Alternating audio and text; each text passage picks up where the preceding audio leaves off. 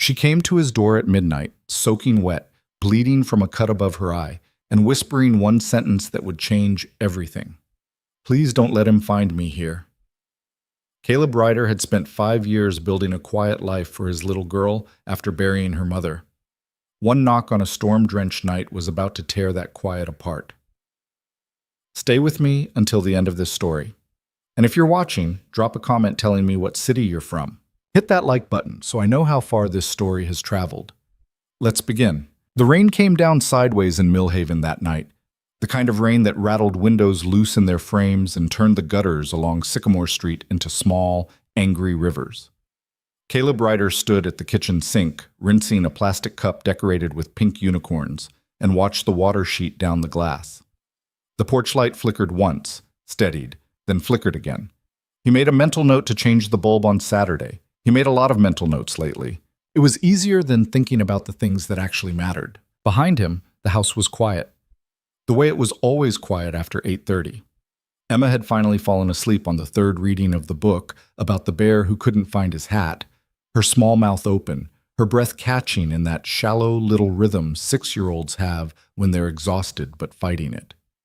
He had stood in her doorway for a full minute, the way he did every night, just to make sure she was still breathing. He knew it was a stupid habit. He'd read somewhere that parents of a certain kind never stopped doing it. The kettle clicked off. He poured the water over the tea bag in the mug Emma had painted at day camp last summer. A lopsided green thing that said Dad in glittery letters, half of which had already flaked off into the dishwasher. He didn't really like tea. He drank it because his wife used to make it for him every night at this hour, and somewhere along the way the habit had become the thing itself. Sarah had been gone 4 years and 8 months. He could still tell you, on any given day, the exact number down to the week. He carried the mug to the small desk in the living room corner, sat down, and opened his laptop. The spreadsheet was still up from last night. The invoicing for Henderson's Auto, the shop on Route 9 where he did the books 2 evenings a week, on top of his day job at the lumberyard. 2 jobs. 1 kid. No time. He'd stopped pretending he was going to catch up on sleep a long time ago. The wind pushed against the house, and somewhere out back a garbage can tipped over and rolled across the driveway. Caleb sighed, rubbed the bridge of his nose, and was halfway out of the chair when he heard it. 3 knocks. Fast. Uneven. Too hard. He froze. People didn't knock on his door at 9:40 on a Tuesday. People didn't knock on his door, period. The mailman left packages on the porch. His brother texted before he came by. His neighbor Mrs. Halloran shouted over the fence if she needed something. The only people who knocked were the occasional Jehovah's Witnesses and that one kid selling magazine subscriptions for his school band, and none of them came out in weather like this. The knocks came again. 4 this time. Then a pause. Then a 5th. Softer. Almost like an apology. Caleb moved to the front window and pulled back the curtain with 2 fingers. Through the rain-streaked glass, he could see a shape on the porch. Small, hunched, clutching itself. A woman. That was as much as he could make out. He considered for exactly 2 seconds not opening the door. He had a kid asleep upstairs. He didn't know this person. Millhaven was a small town, but it wasn't the small town his parents had raised him in. There were break-ins on the news now, people pretending to be stranded so they could get inside and grab whatever they could carry. But then the shape on the porch turned, and the porch light caught her face for just a second, and something in Caleb's chest dropped like a stone in a well. She was young, maybe 25, 26, and she was terrified. He'd seen a lot of faces in his 32 years, and he knew the difference between cold and scared, between tired and scared, between drunk and scared. This was scared. Her eyes were too wide. Her jaw was clenched like she was trying to keep her teeth from chattering. But it wasn't just the cold doing that. He unlocked the door and opened it maybe 6 inches. "Yeah?" he said. Not unkind, just careful. "I'm sorry." Her voice was almost gone. Wind and rain and something else had shredded it. "I'm so sorry. I wouldn't knock. My phone's dead and I..." She stopped, swallowed. Her hands were shaking. She wasn't wearing a coat. Her shirt was plastered to her skin. Her jeans were soaked through to the knee. She was holding one arm against her ribs like it hurt. Do you have a phone?" Caleb looked past her, into the yard, into the street. He didn't see a car. He didn't see anyone. "Where'd you come from?" he asked. "Down the road?" She glanced over her shoulder fast and then back at him. "I'm sorry, I'll go. I shouldn't have—" "Hey." He said it quietly, the way he said things to Emma when she was spiraling. "Hey, stop, okay? Just stop." She stopped. She looked at him, and her whole face crumpled for a half-second before she pulled it back together. And that was the thing. That was the thing that got him. The pulling it back together. The way she clenched her jaw and breathed in through her nose and made herself stand up straighter, even though she was clearly about to collapse. He opened the door the rest of the way. "Come in. Just come in. You're going to freeze out there." "I can't. I don't want to. My daughter's asleep upstairs. I'm not going to hurt you. Come stand in the entryway at least while you figure out what you need, okay?" She hesitated. He watched her do the math behind her eyes. Yup. Stranger, man, house, door, risk. And then she looked over her shoulder again at the dark street, and whatever was out there was apparently worse than what was in here because she stepped inside. She came in maybe 2 feet and then stopped, like she didn't want to drip on his floor. Water was running off her hair in steady lines. There was a cut above her left eyebrow, not huge, but open, and a thin trail of pink red was running down her temple and into her jaw. "Jesus," Caleb said before he could stop himself. "You're bleeding." "I know." She touched it with 2 fingers and winced. "I slipped. I slipped on the curb." He didn't believe her. He didn't say so. He shut the door behind her and turned the deadbolt without thinking, and when he did, her eyes snapped to the lock and then to his face, and he saw the fear flash again. "I'm locking it because it's cold out and the wind keeps blowing it open," he said, slow. "I'll unlock it if you want me to. It's your call." She stared at him, then slowly she nodded. "No, it's fine. Okay." He took a half step back, giving her space. "Okay, my name's Caleb. Caleb Ryder. I live here with my daughter. Her name's Emma. She's 6. She's upstairs asleep." He said it all flat and even, the way you'd read a form out loud, because he needed her to have information, to have something solid to stand on.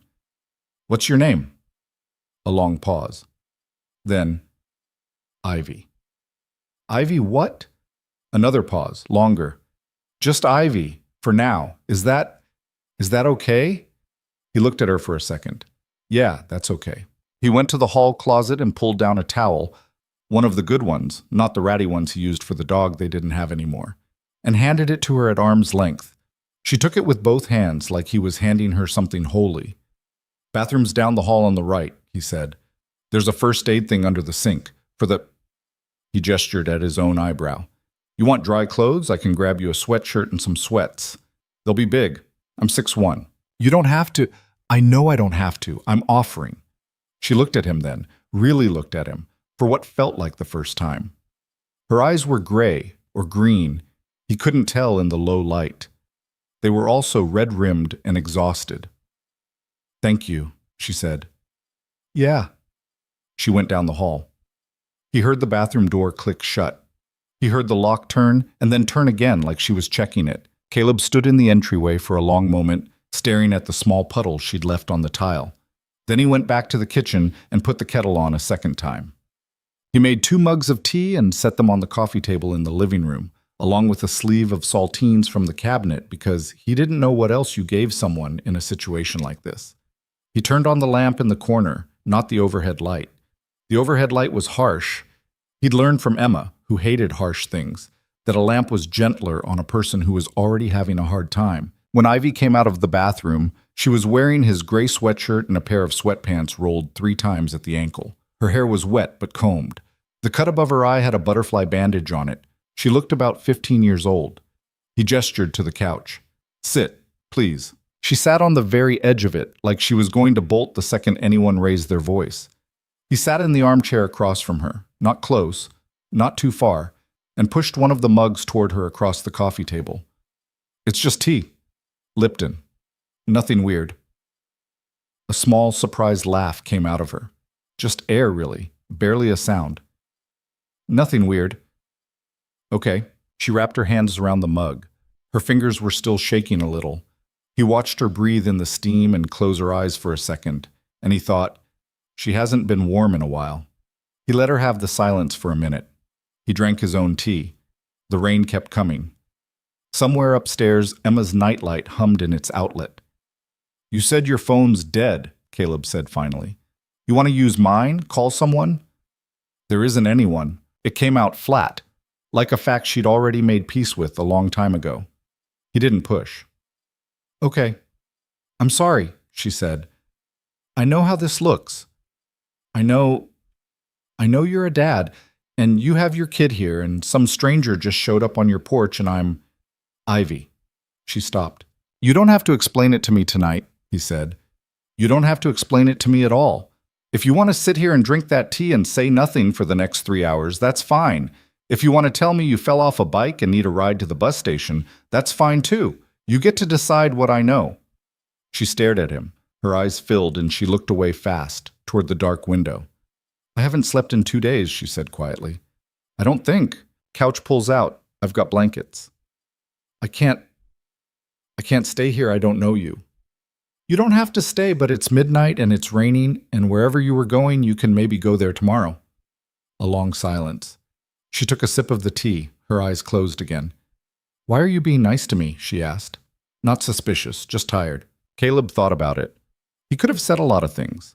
He could have told her about Sarah, about the night the hospital had called and he hadn't been able to find his shoes because his hands wouldn't work right, about how a kind nurse had sat with him in a plastic chair for 45 minutes while he tried to form words, how that nurse probably didn't remember him, but he would remember her until the day he died. He could have told her that he had a daughter upstairs, and he spent a lot of nights thinking about what he'd want the world to look like if she ever, God forbid, knocked on a stranger's door in a storm. He said none of it. Because you needed a door to open, he said, and mine was the one you came to. She didn't answer, but she took another sip of the tea, and her shoulders came down a full inch from where they'd been, and he figured that was enough. He set her up on the couch, pulled the bed out, fresh sheets from the linen closet, the quilt his mother had made when he'd gotten his first apartment, extra pillow, a glass of water on the side table. He showed her where the bathroom was again, even though she already knew, because sometimes people needed information a second time when they were scared. Door locks from the inside, he said, about the front door.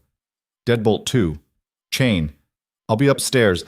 Emma's room is the first one on the right if you need anything, and I'm not answering. She's a deep sleeper, so don't worry about waking her up if you have to come get me. I won't need anything. I'm telling you anyway. She nodded. She was sitting on the pull-out bed now, the quilt around her shoulders. She looked impossibly small in his sweatshirt. He turned to go upstairs, then stopped. Ivy. Yeah. Is someone looking for you? The question landed hard in the quiet room. She didn't answer right away. She pulled the quilt tighter. Yes, she said. Do they know this address? No, I don't think so. I don't know. I walked a long way. Okay. He kept his voice level. If someone comes to this door tonight, I don't open it, no matter what they say. You understand me? I don't open it.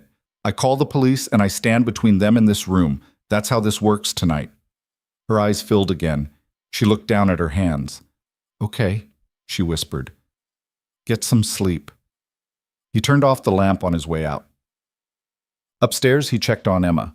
She was curled on her side, one arm flung over the stuffed rabbit she'd had since she was 2. The one with the ear that had been chewed to a nub.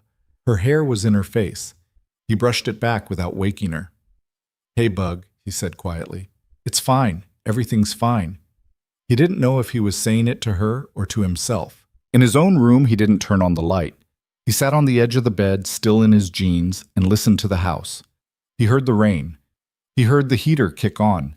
He heard, eventually, the soft sound of someone crying downstairs. Trying to cry quietly, not managing, stopping and starting. The sound of someone who had been holding it in for so long that now it didn't know how to come out in anything but broken pieces. He did not go downstairs. He understood somehow that going downstairs would be the wrong thing.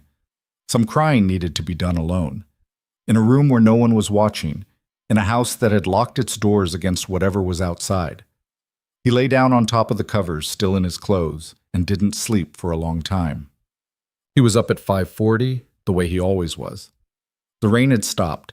The sky outside the kitchen window was the color of wet concrete. He moved quietly, the way he'd learned to move after Sarah died, the way you moved when there was a kid in the house whose whole world depended on you being okay. The couch was empty. For a bad second, he thought she'd left. Then he saw the quilt folded, not just dropped, but actually folded, in a neat square on the armrest. The sheets stripped off the pullout and stacked on top. The mug from last night washed and sitting upside down on a dish towel in the kitchen. The glass of water empty and rinsed. And her, sitting at his kitchen table with her hands around a fresh mug of coffee, watching him. "I made coffee," she said. "I hope that's okay. I didn't know what you drink." "Coffee is good." His voice came out rougher than he meant. He cleared his throat. "Coffee is great." She watched him pour a cup. She'd put her own wet clothes, clean, he realized. She must have rinsed them out in the bathroom sink, over the back of one of the chairs to dry. The cut on her eyebrow looked better in daylight. Not good. Better. "I'll be gone before your daughter wakes up," she said. I didn't want to leave without... I wanted to say thank you, properly. Where are you going?" She looked at her coffee. "I don't know yet." He sat down across from her. "Ivy." "Please don't," she said. "Please don't ask me to stay. I can't bring this into your house. You have a kid. You have a life here. I can see it. It's a good life. I'm not going to be the thing that wrecks it." He took a slow breath. "There's a diner on 5th, he said. Opens at 6. They do a pretty decent breakfast. I'll drive you." "You don't have to." "Ivy, I'm going to drive you because the bus station is on the other side of that diner, and I want to make sure you get there, and not because I don't trust you, but because whatever you're running from is bigger than a walk through a town that doesn't know you." She looked at him for a long time. Her eyes were steady now, in a way they hadn't been last night. There was still fear in them, but underneath the fear was something else, something he hadn't noticed before, a kind of banked fire, a thing that hadn't been put out, just covered. "Okay," she said. Tien. He heard Emma before he saw her, the creak of the third stair from the top, the one he kept meaning to fix. And then her small voice saying, "Daddy?" in that sleepy, confused way she had in the mornings before the world came into focus. Ivy went very still. Emma appeared in the doorway of the kitchen in her pajamas, the ones with the rocket ships, her hair in the shape of the pillow she'd slept on, the stuffed rabbit dangling from one hand. She saw Ivy. She stopped. "Hi," Emma said. "Hi," Ivy said. Her voice was careful. Emma looked at her father. "Who's that?" Caleb had been prepared for this question, or thought he had been, but he hadn't been prepared for how fast the answer came out of him. "This is my friend Ivy. She stayed in the guest bed last night because the rain was bad. She's going to have breakfast with us, and then I'm going to drive her downtown." "Oh." Emma considered this. She crossed the kitchen with her peculiar half-awake walk and climbed into the chair next to Ivy's, holding the rabbit up in front of her face like a shield. "This is Mr. Palm. He's a rabbit." "Hi, Mr. Palm," Ivy said. "He's missing an ear. He doesn't care." "Good for him." Caleb watched his daughter sit there, 2 feet from a stranger, perfectly at ease in the way 6-year-olds were at ease when they had not yet learned the things adults taught them to be afraid of. He watched Ivy's face, the way it softened, the way the tension in her jaw dropped a little, the way she leaned in just slightly when Emma started explaining which of Mr. Palm's ears was the missing one and how he'd lost it. He poured cereal into a blue bowl. He cut up a banana. He got out the milk. His hands moved on the autopilot of the 1,000 mornings he'd done this. But he was watching them, his daughter, and this woman he had met 9 hours ago. And something was moving in him that he didn't have a name for yet. Something that didn't feel like a decision being made so much as a decision being noticed after the fact, already made. "I was supposed to drive her to the bus station," he said quietly, when Emma had slid out of her chair to go find her slippers. "I know," Ivy said. "It's going to be cold today. They said maybe snow by tonight. That's unusual for this time of year." "It is." She wasn't looking at him. "The guest bed isn't actually a guest bed. It's just the pullout. But it's comfortable, I think. I don't know, I haven't slept on it." "Caleb, I'm just saying, if you needed, I don't know, a couple of days to figure out where to go, it wouldn't wreck anything, the life you think I have." Ivy's eyes came up to his. They were gray. He could see now, in the kitchen light, gray like river stones. I have to tell you something, she said, before you offer me anything else. You don't know what you're inviting in. You don't know who's going to come looking. I'm not being dramatic. I'm being honest. Okay. He has money, she said. He has lawyers. He has people who do things for him and don't ask questions. If he finds out I'm here, it won't be a normal kind of problem. It'll be the kind of problem that eats people's lives. Caleb set the milk down. What's his name? I don't want to say it in this house. He nodded, slowly. Okay, he said. Okay, then we don't say it. Not yet. But you stay. For a couple of days. We figure it out. You sleep, you eat, you stop running for a minute. And then we decide what to do next. Because I'm not sending you back out there alone with a dead phone and a face somebody hit. She flinched at that last part. Somebody hit. And he knew in that flinch that he'd been right about the curb. I'm scared, she said very quietly. I know. I'm scared of bringing this to your door. Your daughter... My daughter, Caleb said, just invited you to breakfast and she doesn't do that with many people. I'm going to trust her on this one. She's a better judge of character than I am. A small sound came out of Ivy. Half a laugh, half something else. Emma came back into the kitchen in the wrong slippers, one hers, one his, flopping on her small foot, and announced that Mr. Palm wanted pancakes and not cereal, and that this was a hill Mr. Palm was prepared to die on. Mr. Palm doesn't get a vote, Caleb said. Mr. Palm is a rabbit. Mr. Palm is a wise rabbit. Mr. Palm is a pushy rabbit. Ivy, very quietly, said, I could make pancakes, if you want. If there's... I don't want to... There's mix in the pantry, Caleb said, top shelf, behind the oatmeal. She stood up. She was still wearing his sweatshirt. It hung down past her hips. She walked to the pantry like a woman who was trying to remember how to walk in a kitchen that wasn't being watched. He saw the moment she realized no one was watching. He saw the small release of her shoulders.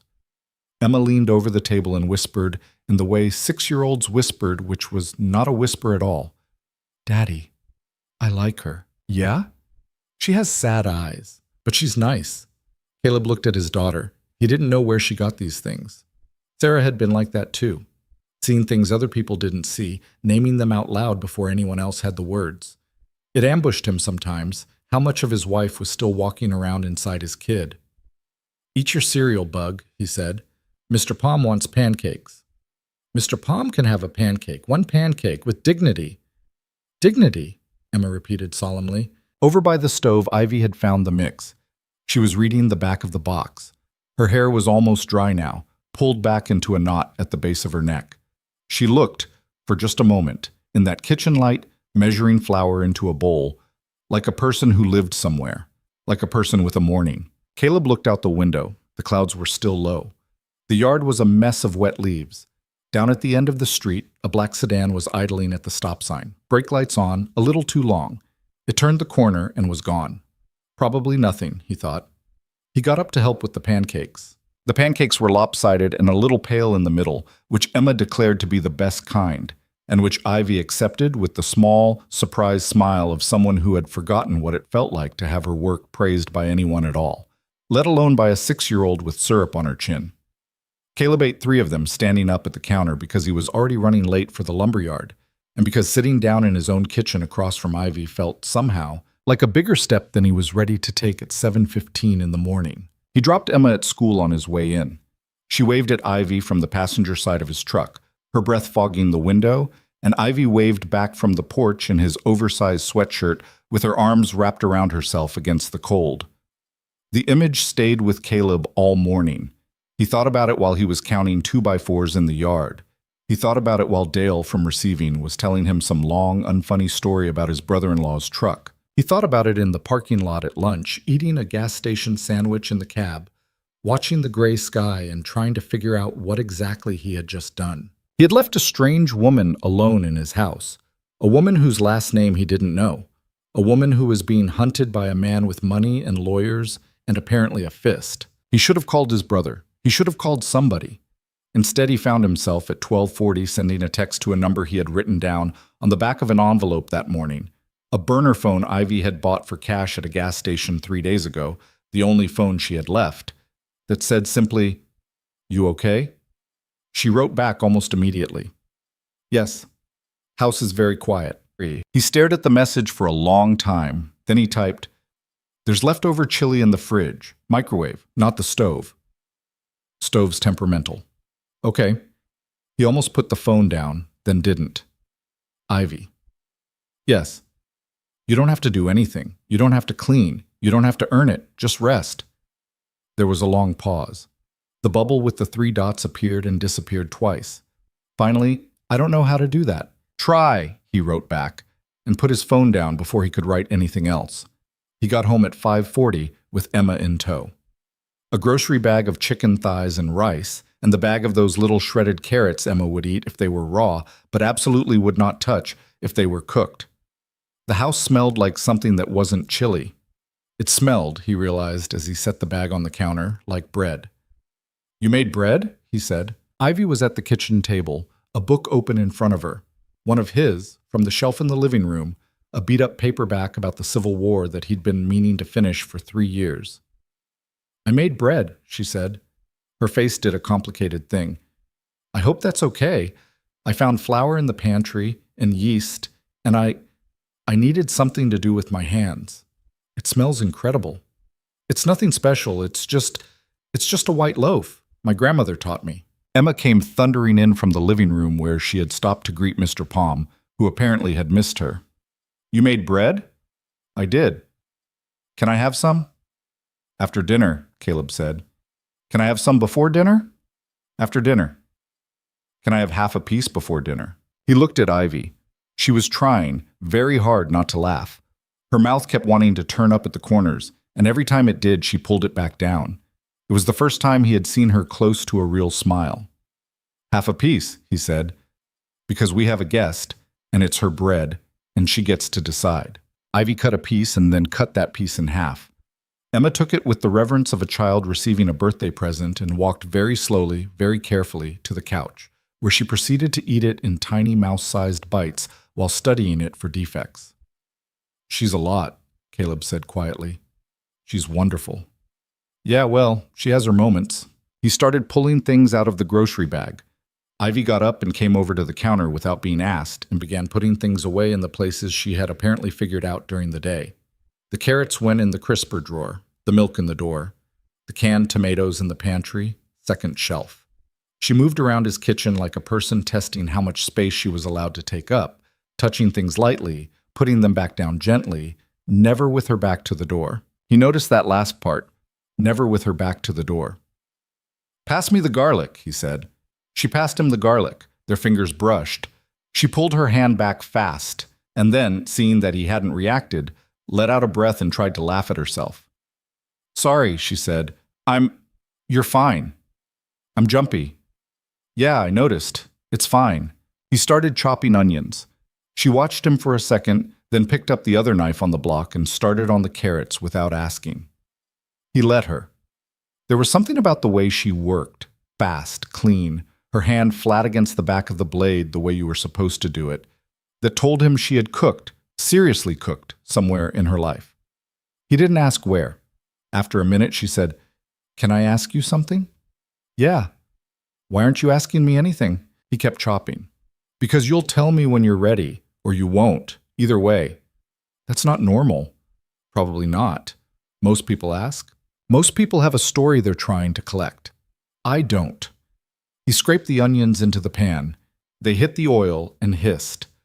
"Also, my wife died almost 5 years ago. Aneurysm, sudden.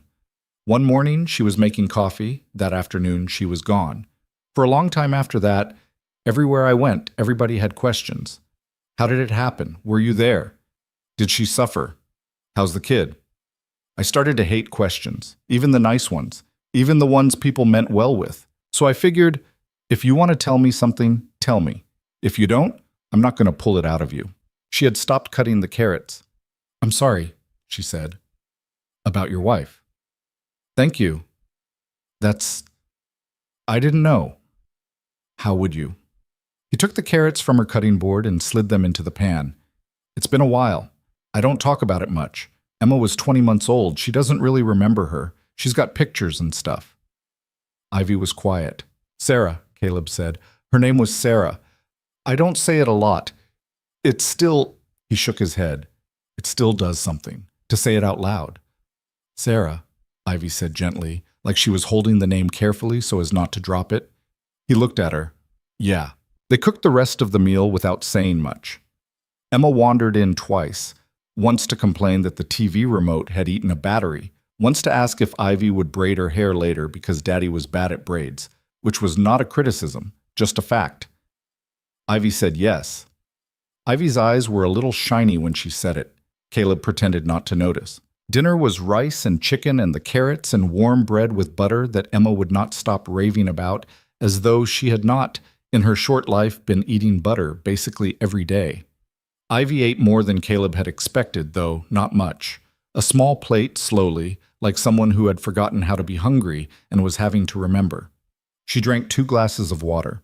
She told Emma, when Emma asked, that she did not have a cat but had once, when she was a little girl, had a cat named Benjamin who had been black with 1 white foot. What happened to him? Emma asked, because Emma asked that kind of thing. He got old, Ivy said, and then he went to sleep. Oh. Emma thought about this. My mom got old and went to sleep too. The silence at the table was immediate and complete. Ivy went very still. Caleb set his fork down. Bug, he started. It's okay, Daddy. I know she didn't get old.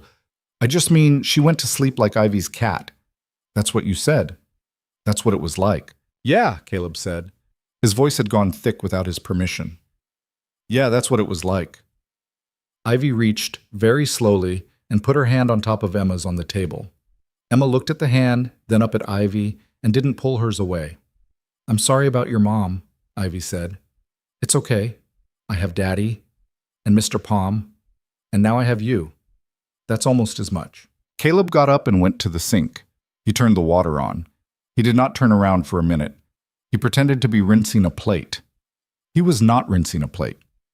When he came back to the table, his eyes were dry, mostly, and Emma was explaining to Ivy the entire hierarchy of stuffed animals in her room, of which there were apparently 11, with Mr. Palm at the top and a stuffed crab named Gerald at the bottom, because Gerald had a bad attitude. Ivy did the dishes. Caleb tried to stop her. She said, Please, let me do one thing. And there was something in her voice that made him step back and let her have it. She washed every dish by hand, even though there was a dishwasher 3 feet away. She dried them. She put them back exactly where she had found them. He gave Emma her bath. He read her 2 books, the Bear Hat book and the one about the duck who wanted to be a mailman, and tucked her in. He stood in her doorway a little longer than usual. When he came back downstairs, Ivy was sitting on the couch with the lamp on, her hands in her lap, looking at the dark window. He sat in the armchair. He didn't say anything. His name, she said, is Marcus Blackwood. Caleb did not know the name. He could tell from the way she said it that he was probably the only person in 3 states who didn't. He owns a company, she went on, Blackwood Holdings. They do real estate mostly, commercial. He's got offices in Chicago, Dallas, down in Miami. He's been in some magazines. She laughed, but not like anything was funny. There's a picture of him online at a charity thing, holding a checkup. He's got this gray suit on. He looks like a man you'd trust with your mortgage. That's what he looks like to the world. Okay. I met him 3 years ago. I was 23. I was working at a gallery in Chicago. Not a fancy one. The kind of place where you're basically the receptionist and also you hang the paintings and also you sweep the floor. I was taking night classes. I was trying to be a person, just figuring out who I was going to be. She pressed her hands flat against her thighs. He came in one day. He bought 4 pieces. He asked if I'd be the one to deliver them, to help hang them in his apartment. I said yes because my boss said to say yes. A week later, he asked me to dinner. I said no. A month later, he asked me again. I said yes. Why? She looked at him. Because he was charming. Because he remembered my name. Because he remembered everything. The color of the shirt I'd worn the day we met. Which painting I'd liked best out of the 4 he bought. He sent flowers to my apartment, and the note wasn't his handwriting, but it was in his voice, And he said things like, I know it's early, but I want you to know you're already rare to me. I was 23. I had a dad who didn't call me back. I had a mom who'd been dead since I was 11. I had a crappy apartment and a loud boss, and no one had ever paid attention to me like that. Nobody. Caleb nodded, slow. That's how it starts, she said.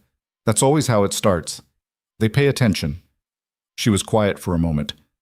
It was 3 months before he hit me the first time. Caleb kept his face still. He had promised himself upstairs in Emma's doorway that whatever she said tonight, he would keep his face still. It was a Sunday. We'd been at a thing, a fundraiser, I think, a gallery thing. I had talked to a man, some artist, maybe 60 years old, about his work. That was the crime. That was what I had done. We got home and he didn't say anything in the elevator, and I knew. I already knew. By then I already knew the elevator was bad. He waited until we were inside and he took my face in his hand like this. She put her own hand up to her own cheek, fingertips spread, thumb under her jaw, a grip. And he said very quietly, You humiliated me tonight. And then he hit me. With the back of the same hand. Not hard enough to break anything, just hard enough that I saw, you see those stars people talk about. Cartoons. I always thought that was made up. It's not made up. Bada. Ivy. And then he cried, she said. That was the worst part. He cried for an hour. He was on his knees on the rug. He held my ankles. He said he didn't know what had come over him. He said he loved me more than he had loved anyone. He said he would never, ever do it again. And God help me, I believed him. I wanted to believe him. Because the alternative was that I had let a monster into my life. And I was too stupid to have seen it. And I wasn't ready to be that kind of stupid yet. She stopped. I'm sorry, Caleb said. Quietly, meaning it. He did it again 8 weeks later, and then again, and then it was just a thing that happened, like the weather. I moved in with him. I stopped working at the gallery because he didn't like me being around the other men there.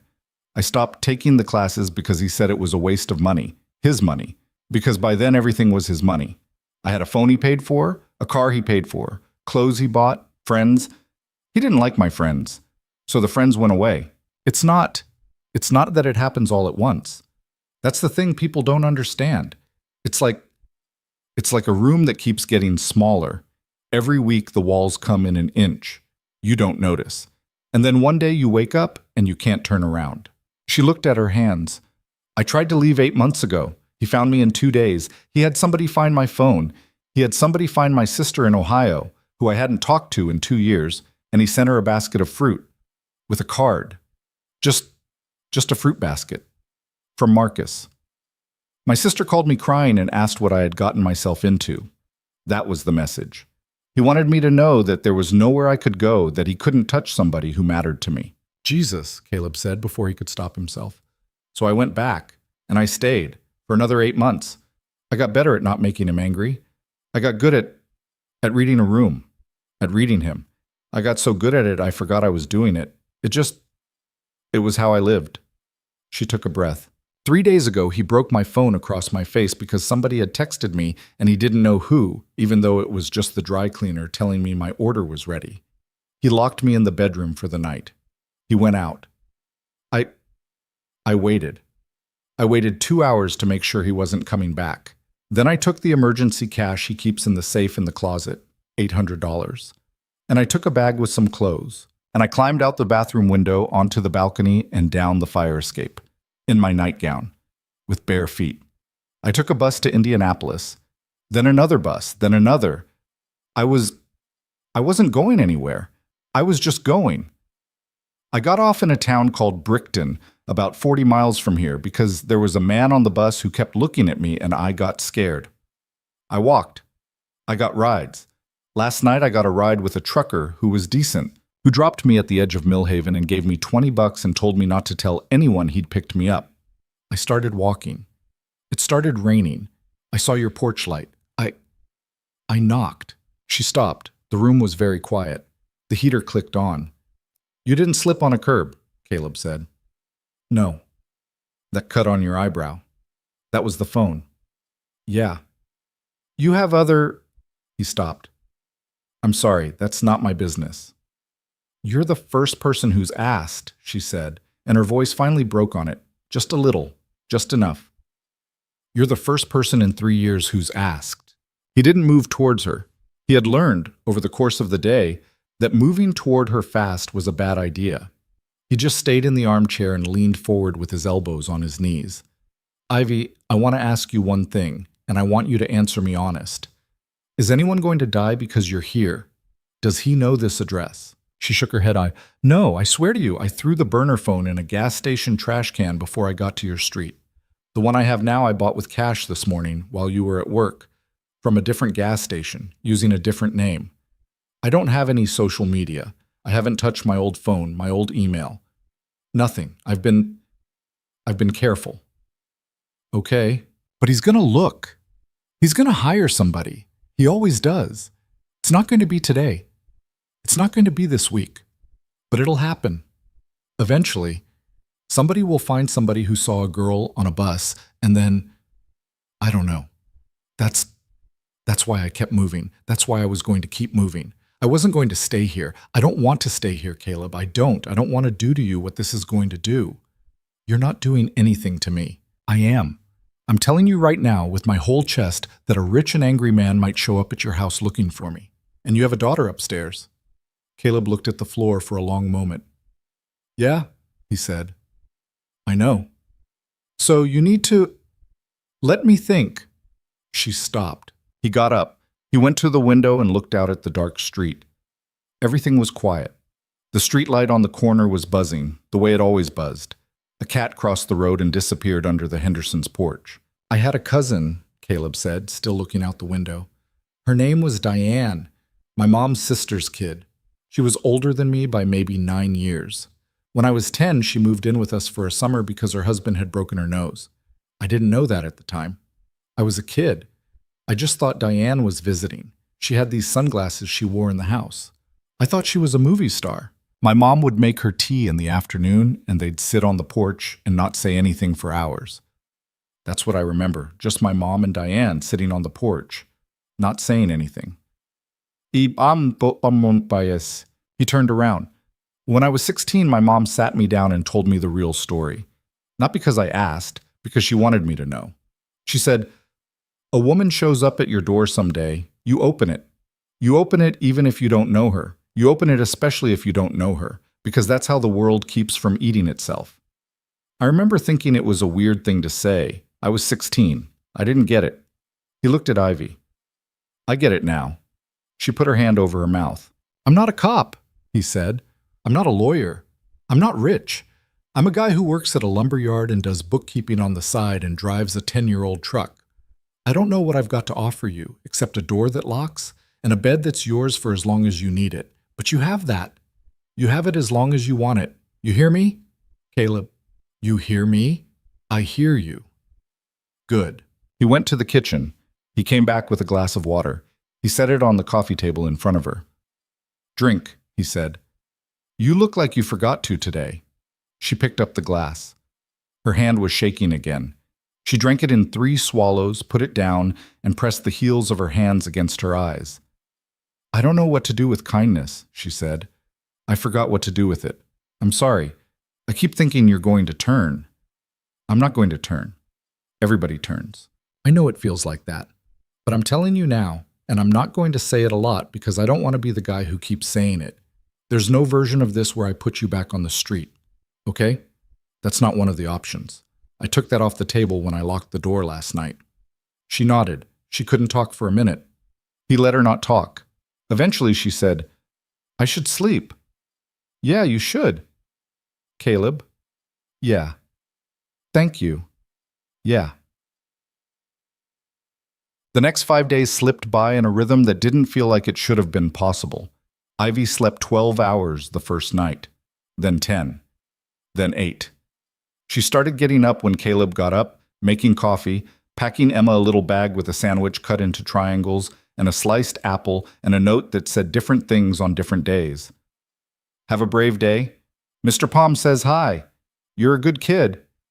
Emma saved the notes in a shoebox under her bed. Caleb found them one evening when he was putting away laundry, 6 of them already, lined up like playing cards. Ivy didn't leave the house. She wouldn't even go in the backyard. "Not yet," she said, when he suggested she get some air. "Give me a little more time." She read through every book on his shelves. She reorganized the pantry without being asked, which Caleb pretended to mind and didn't. She fixed the loose knob on the bathroom cabinet with a screwdriver she found in the junk drawer. She taught Emma how to make scrambled eggs on Sunday morning, standing behind her at the stove with her hand over Emma's hand on the spatula, and the eggs were rubbery and Emma ate every bite like they were gold. Caleb watched her getting stronger in small ways. She stopped flinching when he closed a cabinet. She started laughing at things Emma said, real laughs, short and startled, like they were being jolted out of her. She ate full meals. She started holding her shoulders back instead of curled forward. On the fourth day, she came down in the morning in a sweatshirt of his that wasn't just something she had grabbed to stay warm, but something she had chosen. An old gray one from a lumberyard in Ohio where he'd worked in college. And she said, "This is my favorite one, by the way. I'm claiming it." And something in Caleb's chest did a strange small flip, and he didn't examine it. He was not a man who examined things a lot. He had learned in the last 5 years that some things, when you examined them, fell apart, and some things only held together if you let them be. On the 6th day, he came home from work late because the yard had been slammed and he'd stayed to help Dale close up. It was past 7.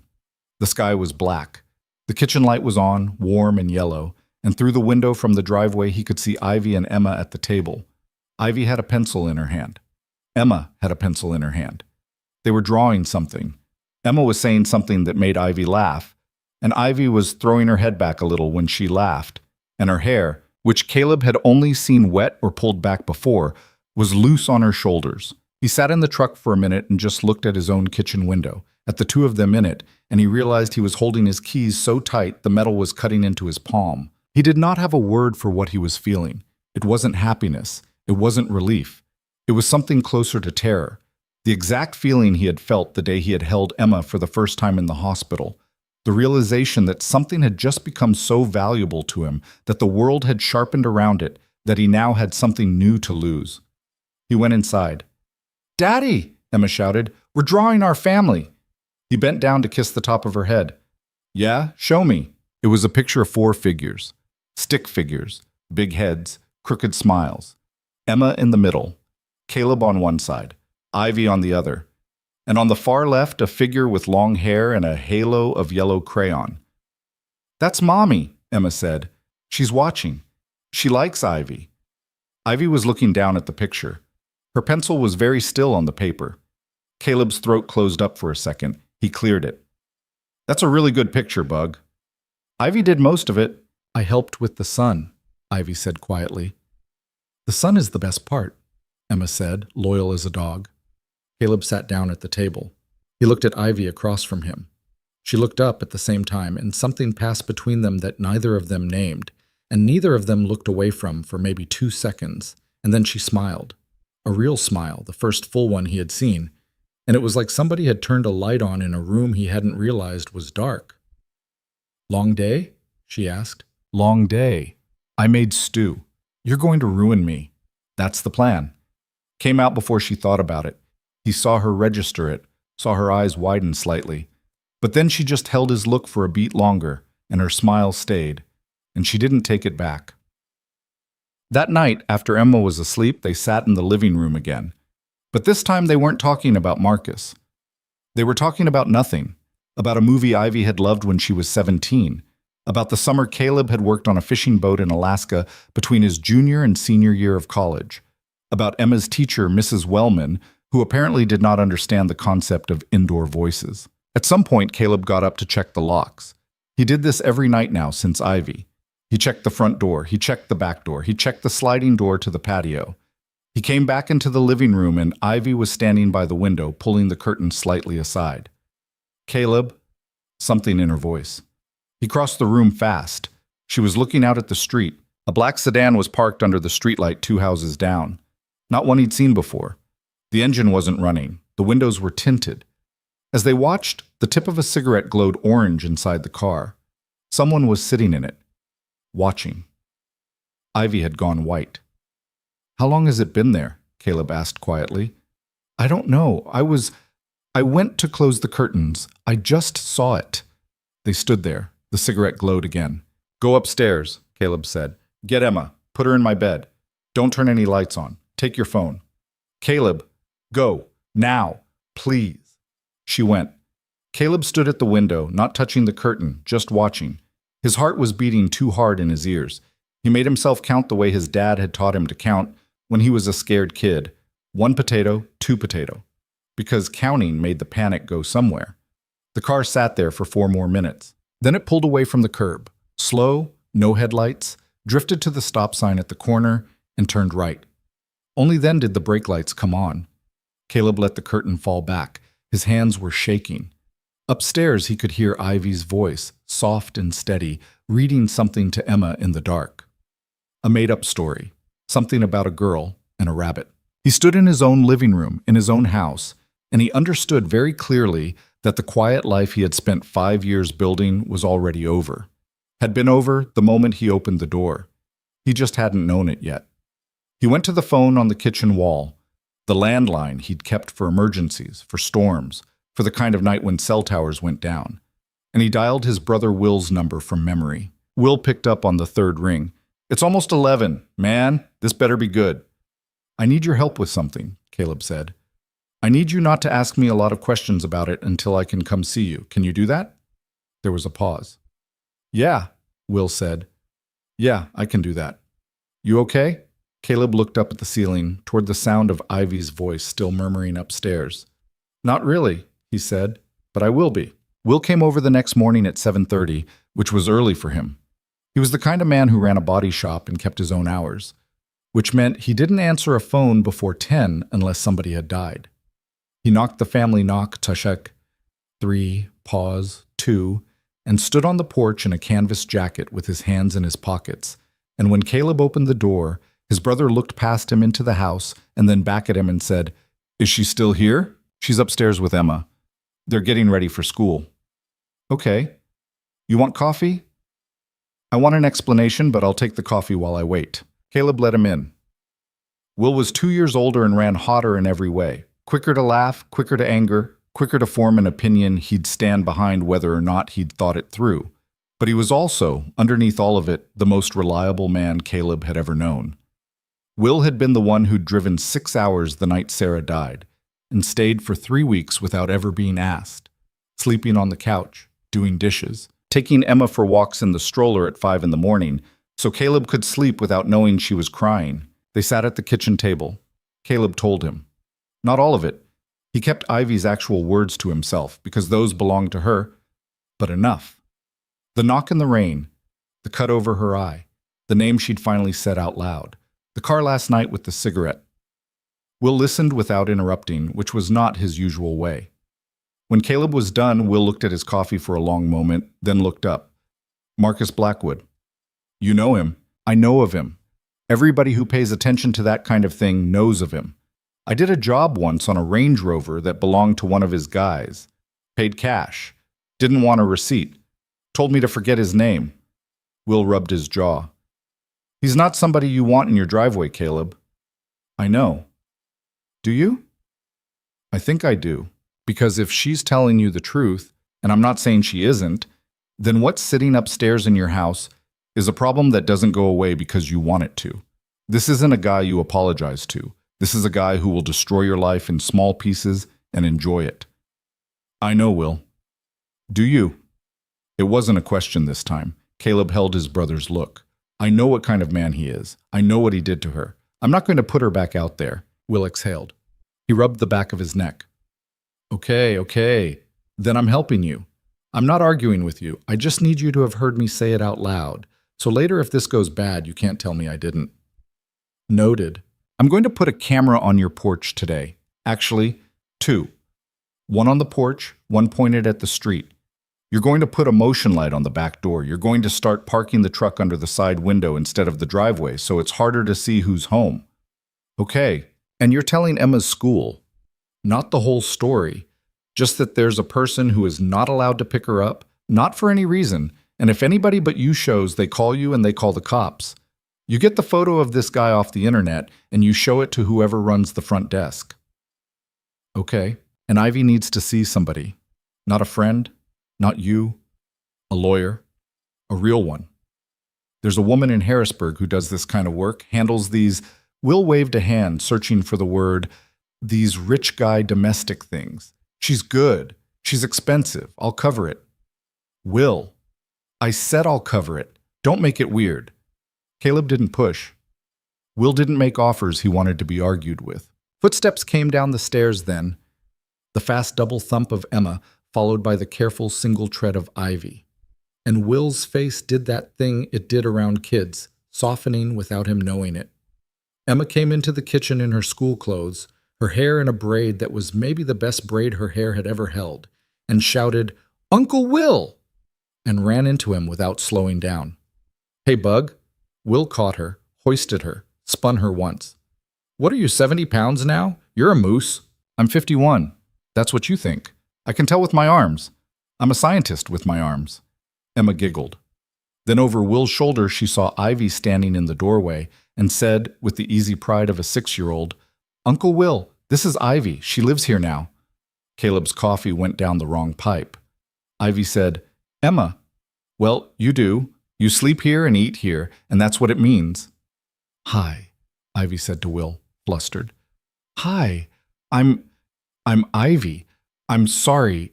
I'm not—" "Nice to meet you, Ivy." Will set Emma down and stuck his hand out like a regular person, like there was nothing weird happening, and Ivy took it. "Heard a lot about you in the last 12 hours. My brother's a terrible gossip." Thank you. I'm sorry. I'm intruding. You're not intruding. You're standing in a kitchen. It's fine." Will glanced at Caleb. "I'm going to run to the hardware store. Caleb, you take the kid to school. I'll meet you back here in an hour with the stuff we talked about." "Okay, Ivy." Will turned back to her, and his voice dropped into something quieter. "My brother's made a call. We're going to help. You don't need to do anything today except keep doing whatever you've been doing. That's the job. Just don't run. Don't decide to protect him from this by leaving. That's not a kindness. That's actually the worst thing you could do to him. You hear me?" Ivy's eyes filled. She nodded. "Good." Will squeezed Caleb's shoulder on his way out. The door closed behind him. The kitchen was quiet for a second. "I'm sorry," Emma said, picking up on tension the way she always picked up on it. "Was that wrong? What I said?" "No, Bug," Caleb said. "That wasn't wrong. Eat your toast. We're running late, Tuss." He dropped Emma at school and did exactly what Will had told him to do. He sat at the little desk in the front office and talked to a woman named Mrs. Park, who had been running that office since Caleb was in 3rd grade and had known Caleb's mother. And he told her, keeping his voice level, that there was a man, a dangerous man, who under no circumstances was to be allowed onto the school grounds or to pick up his daughter. He showed her the photograph he had pulled off the internet that morning. Marcus Blackwood in a gray suit, holding up a charity check, smiling the kind of smile that looked like it had been practiced in a mirror. 40-something, dark hair going silver at the temples, handsome in the way that made him forgettable, like every 3rd man in every boardroom in the country. Mrs. Park looked in the picture for a long time. "I'll photocopy it," she said. "I'll put it at every door, and I'll tell Principal Garza. Is there a restraining order?" "Not yet." "Get one." "Yes, ma'am." She reached across the desk and patted his hand. Her hand was old and dry and soft. "Caleb, you were a good boy, and now you're a good man. If you ever need anything, I know. I mean it. I know, Mrs. Park." He made himself walk to his truck. He made himself breathe evenly on the drive back. When he got home, Will was already there with 2 grocery bags of hardware, and Ivy was on the couch with a notepad. And she looked up at him as he came in, and he could see that something had shifted in her overnight. She was sitting up straighter. There was a small, hard line to her mouth that hadn't been there before. "I called that woman," Ivy said. "The lawyer. Your brother gave me the number. She can see me Thursday." "Okay. I'm ready, Caleb. I want to do this. I want to stop running." "Okay. Good. I just need you not to—" She shook her head, frustrated. "To be the one to decide anything for me, okay? I know you want to help. I know you're trying, but I've spent 3 years being managed. I can't let somebody manage me again, even kindly. Is that Is that okay? He looked at her, really looked. He saw that the thing underneath the fear, that banked fire he'd noticed the first night. It was closer to the surface now, cleaner. Yeah, he said. That's okay. You drive. Thank you. You don't have to thank me for that. That's yours. That's not something I'm giving you. She nodded. Her eyes shone. She didn't cry. She had stopped crying easily, he noticed. That was one of the things getting stronger in her. Will came in from the porch with a drill. Hate to interrupt, but I need somebody to hold the base plate.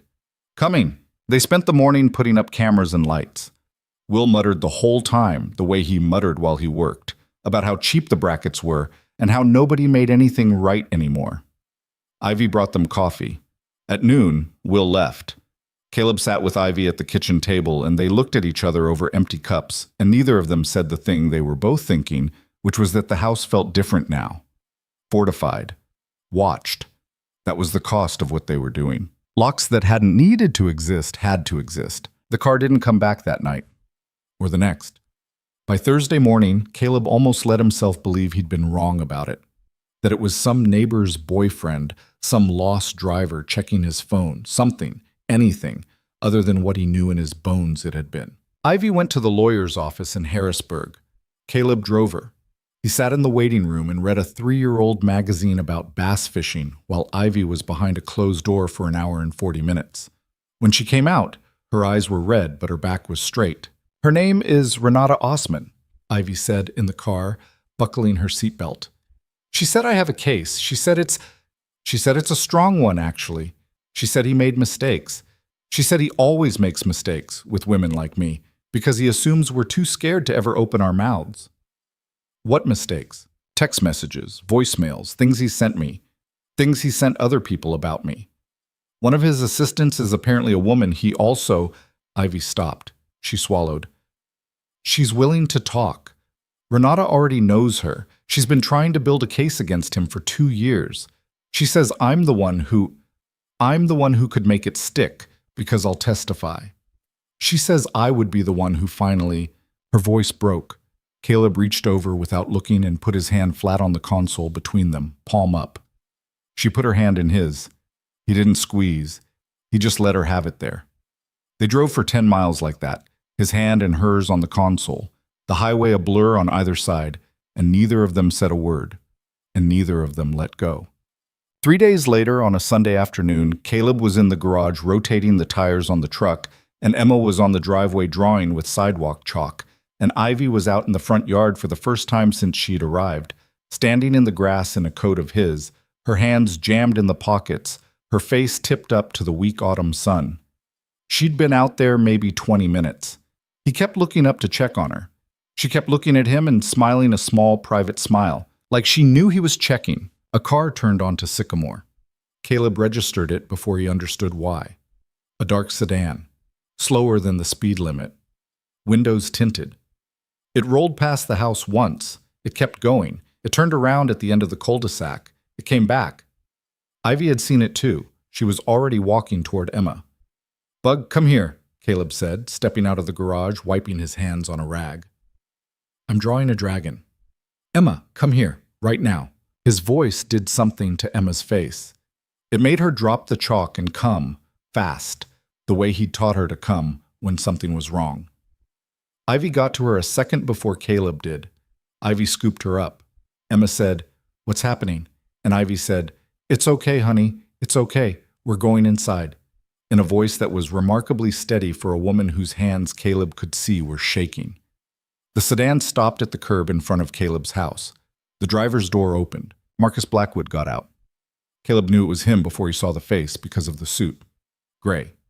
Perfectly tailored. On a Sunday afternoon, on a residential street in Millhaven, on a day where every other man on the block was in sweatpants or flannel, the suit was the tell. The suit said, "I am not of this place. I do not belong to your rules." He was taller than Caleb had expected, thinner. His hair was neater in person than in photographs. He was smiling. He was smiling like he had stopped by to drop off a casserole. "You must be Mr. Ryder," Marcus Blackwood said. Caleb did not answer. He had stepped without thinking between Blackwood and the porch, between Blackwood and Ivy, and Emma, who were almost at the door. "I was hoping I could have a word," Blackwood said. "Just a few minutes of your time, man to man. You need to leave." "I understand your position. I do. I'd feel the same. But I've come a long way, and I think if you heard me out, you'd see—" "I said you need to leave." Blackwood took a step forward. Just one. Testing. "There's been a misunderstanding," he said, his voice pitched lower now between them. Ivy is not well. She gets this way. She has episodes, Mr. Ryder. She's done this before. She took things from my home, a significant amount of cash. She's made accusations in the past that, when examined, didn't hold up. I'm not saying this to embarrass her. I'm saying this because I'm worried, and I think you, as a father, would want to know if someone you'd let near your daughter was unstable. Caleb heard the door close behind him. Ivy had gotten Emma inside. He didn't turn to look. He kept his eyes on Blackwood. "You're lying," Caleb said quietly. "I'm really not. I can show you. I have documentation. I've seen her face. I've seen the cut you put over her eye with a phone. I've heard her cry in my house at 2 a.m. You can have all the documentation in the world. I'm going to believe the cut." Blackwood's smile did not move. It did not get smaller. It did not get bigger. It just stopped being a real smile, if it had ever been one, and became something more like a painted-on thing. "Mr. Ryder, I don't think you understand who I am." "I know exactly who you are." "I don't think you do. I think you do because you've been filled with a particular story for, 2 weeks now? 3? But I assure you, I have resources. I have friends in this state. I can make your life and your daughter's life very complicated, Mr. Ryder. Or I can get in my car and drive away and none of us ever speak again. Ivy comes with me. Nothing happens to you. We go back to Chicago. This ends. You get your quiet little life back. Everybody wins." The front door opened behind Caleb. Ivy came back out. Caleb turned, just his head.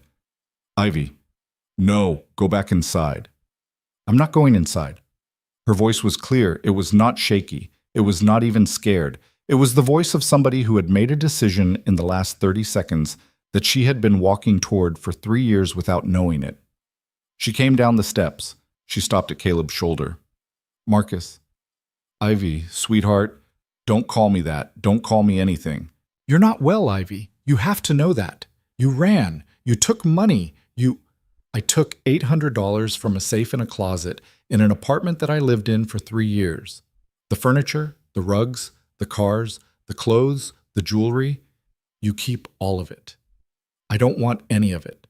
I took $800 because you broke my phone across my face and locked me in a bedroom, and I was going to need to eat on the way out." Blackwood's expression flickered, just for a second. The painted smile slipped an inch. "We had a fight. Couples—" "No, stop. That's not what that was. And you know it. Ivy."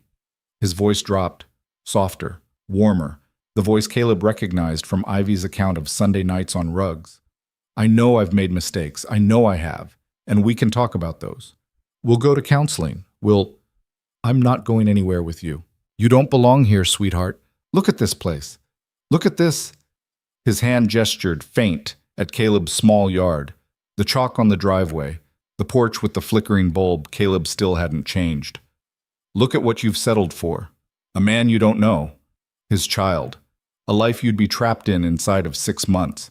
I can give you— You know what I can give you. Remember I remember all of it. That's the problem. I remember all of it, including the parts you think I don't." Blackwood looked at her. His face did the smallest thing, a tightening at the corners of the eyes. And for one fractional second, Caleb saw him. The real one. The one underneath the suit. The one who hit a woman in an elevator and cried on a rug for an hour because he had been told, somewhere along the way, that crying after you hit somebody made you the one who had been hurt. "You are making a mistake," Blackwood said, very quietly. "I've made a lot of mistakes," Ivy said. "This isn't one of them. You need to go. You need to get in your car and drive away from this house and not come back. If you come back, I'll have the police here before your tires stop turning. I already have a lawyer. I already have documentation. I already have—" Her voice wobbled, just once, and she steadied it. "I already have your friend from the office. The one you thought would never say anything. She's saying something. Blackwood went very still. "Diana," he said. "I don't need to tell you her name. You just told yourself." A long silence. The wind moved through the maple in the front yard and a few leaves came down. Somewhere down the street, a dog started barking. The cigarette smell from the sedan reached Caleb on a breath of wind. "You have no idea what you're doing," Blackwood said. His voice had gone flat. The warmth, what little of it there had been, was gone. "You have no idea what this will look like by the time I'm done. When I'm finished, there won't be a person in Chicago who'll hire you, rent to you, or take your call. I will make you a ghost, Ivy. I will make you a story people tell at parties. And this," he turned his eyes, finally, to Caleb. This man here, with the kid who just saw you through the window, is going to have his entire life go through a wood chipper because he couldn't keep his door closed on a Tuesday night." "Get off my property," Caleb said. Blackwood held his eyes for a long moment. Then he laughed, a short, amused laugh. He shook his head like a man who had just watched somebody make a very stupid bet. He turned.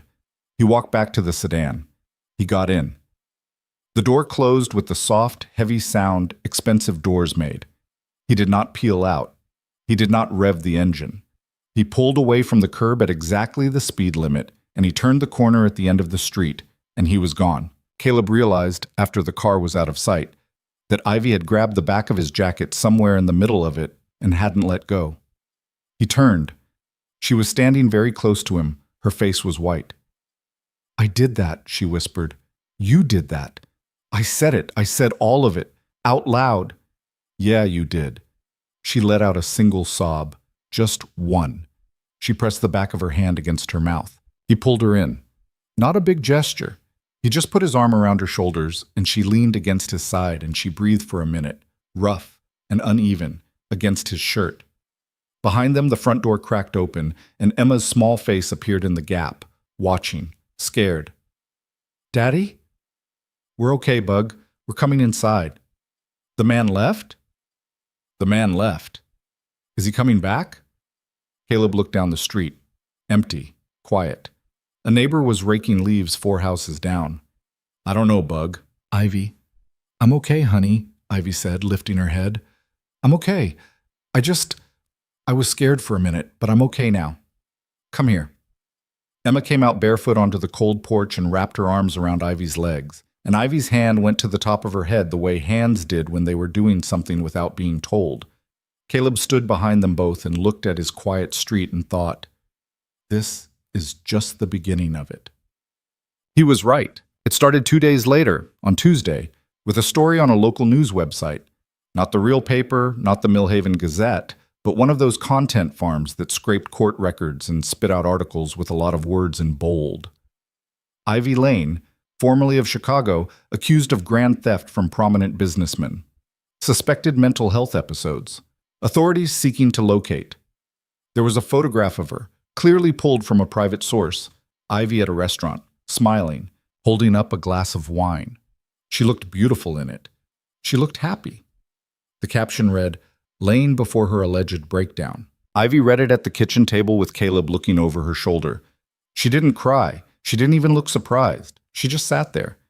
"He's starting," she said. "Yeah. This is how he starts." The next day there was a second article on a slightly more legitimate site, more carefully worded, no photographs, that quoted an unnamed source close to Blackwood saying that he was heartbroken and fearful for Ivy's safety, and that all he wants is for her to come home and get the help she needs. It ran on a Wednesday. By Thursday, it had been picked up and reposted across a dozen other sites, each one shaving off a little more context, each one getting closer to the version Blackwood wanted. Unstable woman, long-suffering partner, sad and dignified man in a gray suit. Renata Osman called. She told Ivy not to respond. Not publicly, not privately, not to anybody. Let him build the story. His story will get dumber. Ours will get stronger. Hold. Ivy held. She stopped reading. She made Caleb stop reading. She said, "I'm not letting him into this house twice a day on my phone." But the stories kept coming, and people started seeing them. Wednesday night, Caleb went to Henderson's auto to do the books, and Hank Henderson, who had been his neighbor growing up, who had cried openly at Sarah's funeral, looked up from the counter when Caleb walked in and said, "Caleb, can I talk to you a minute?" "Yeah." Hank waited until his last customer was gone. Then he said very quietly, "I'm going to be honest with you. I had a guy in here today asking about you, about the woman living at your place. He was polite, but he wasn't from around here. He had pictures. He had, I don't know what to call it, a story. He said she was dangerous. He said you had a kid in there. He wanted to know if I'd be willing to do." Hank shook his head. "I told him to get out. I told him I'd known you since you were 6 years old, and if I heard he was asking anybody else in this town, I'd come find him personally. I wanted you to know. Thank you, Hank. I'm on your side here, Caleb. I don't know what's going on, but I'm on your side. You need anything, you ask." Caleb drove home that night and did not tell Ivy. He told Will instead. Will said, "It's going to get worse," and Caleb said, "I know." And they sat on the porch for a while in silence, with the motion lights coming on every time the wind moved a branch. By the end of the week, the stories had become something meaner. An anonymous account on a gossip site posted photographs. Where had they been taken? How had they been taken? Of Ivy walking out of the grocery store in Harrisburg after her second meeting with Renata, head down, hand over her face. The caption said, "Caught. Ivy Lane in hiding." Someone else dug up her sister in Ohio. Her sister called, crying, asking what to do. Ivy told her, "Don't say anything. Don't talk to him. Don't talk to reporters. I'm so sorry." Someone slashed the tires on Caleb's truck Friday night in the lumberyard parking lot. All 4 of them. He had to call Will to come get him. Will looked at the tires and didn't say anything, and then, when they were in Will's truck driving home, he said quietly, "He's letting you know he knows where you work now." "Yeah." "Have you thought about sending Emma to Mom's for a while? Every hour. But if I do that, he wins. That's the whole thing. If I start shuffling my kid around to hide her, then I've agreed he's bigger than I am. Then I'm teaching Emma that this is the world. I'm not going to do that." Will didn't argue. He just drove. The worst came on Saturday morning. Caleb opened the front door to get the paper and found, sitting in the center of the welcome mat, a manila envelope with his name on it. No stamp, no address. Somebody had walked up to his porch in the night and left it there. Inside was a stack of photographs. They were of Emma. Emma at school. Emma getting off the bus. Emma in the grocery store with him 3 weekends ago. Emma at the park. Close-up shots. Good camera, telephoto. They had been taken over at least 2 weeks. At the bottom of the stack was a small white note card with a single line of neat typed text. "Such a beautiful kid. It would be a shame if anyone cared too much." Caleb's hand shook so badly he had to set the envelope on the kitchen counter and walk away from it. He walked to the sink. He gripped the edge of the counter. He put his forehead against the cabinet above the sink, and he breathed. 1, 2, 3, 4, 5. Upstairs, he could hear Emma laughing at something. Ivy was reading to her from a book about a mouse. He walked out the back door into the cold morning and stood on the patio and called Will. Will said, "I'm coming. Don't move. Don't do anything. I'm coming." Will came. Renata came. The photographs went into an evidence bag. The note card went into an evidence bag. Renata made 3 phone calls while standing in Caleb's kitchen, her voice going lower and harder with each one. And when she hung up the 3rd time, she said, "Okay, we're moving. I'm filing for the emergency order on Monday.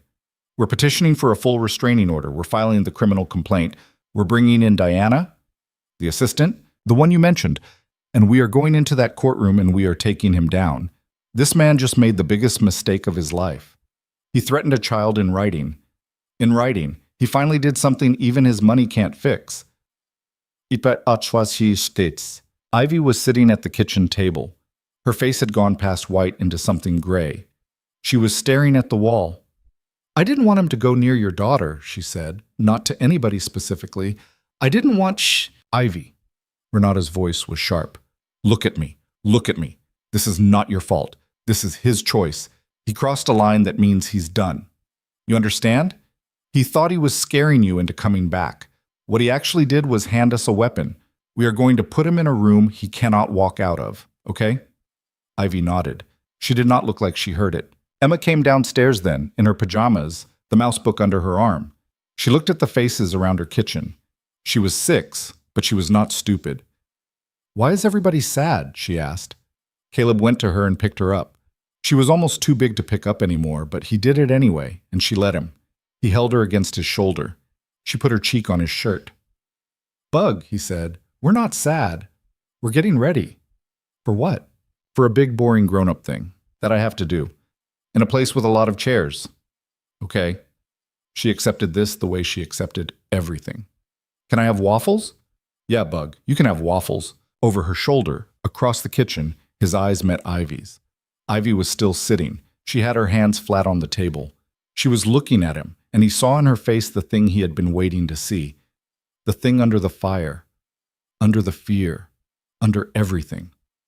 The thing that had been buried so deep in her that it had taken 3 weeks in his house to surface.